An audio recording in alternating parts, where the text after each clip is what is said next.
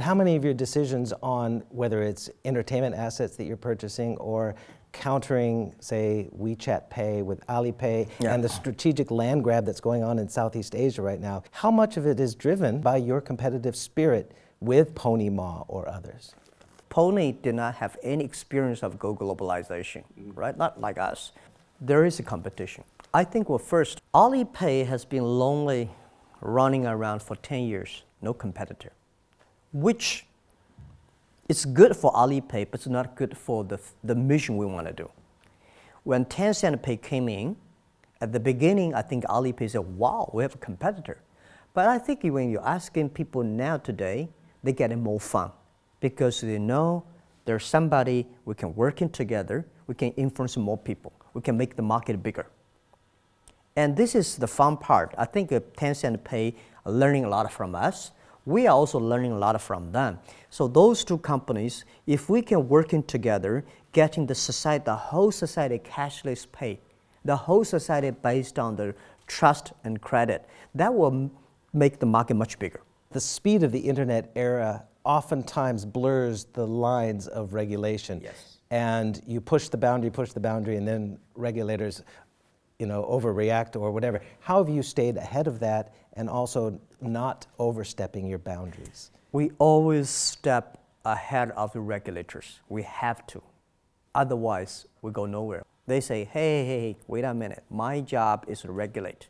My job is not about innovation. My job is not to improve the other people's life. That's your job. It's the painful processing that Alibaba is learning. How have you stayed close to the fire, though, without being burned? We are very careful. When we're young, it's okay. Now we're big. We probably regulate ourselves much more stricter, much more than the regulators. Because today, we have more than 500 million people using us. We have such huge transactions. Anything wrong. So we have to discipline ourselves much more.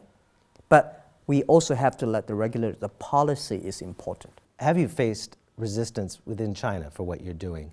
I recently interviewed Zhong Tingho, Wahaha. We all know about his comments about the internet economy, destroying manufacturing and a drive to zero, driving things down. Do you think there's an old guard in China that doesn't quite understand the new economy, that they'll have to adapt? Of course, we're having this kind of resistance in the past 18 years almost every day. We see people like Mr. Zhong a lot.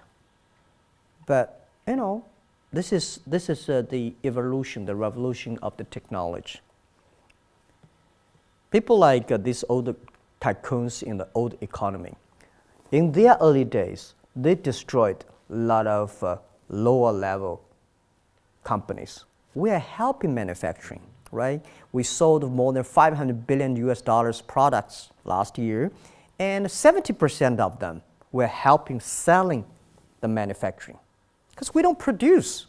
Without us, these 70% of the $500 billion manufactured products will never be able to reach the consumers. Will you facilitate reform at the state-owned enterprises from the outside?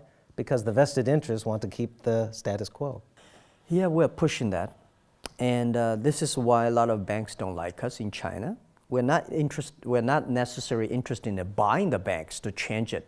But because of us chasing them around, they reform. The China banks really react very quickly in the past 3-5 years. These banks change their services so fast. They input so much resources on the technology and on serving the people better.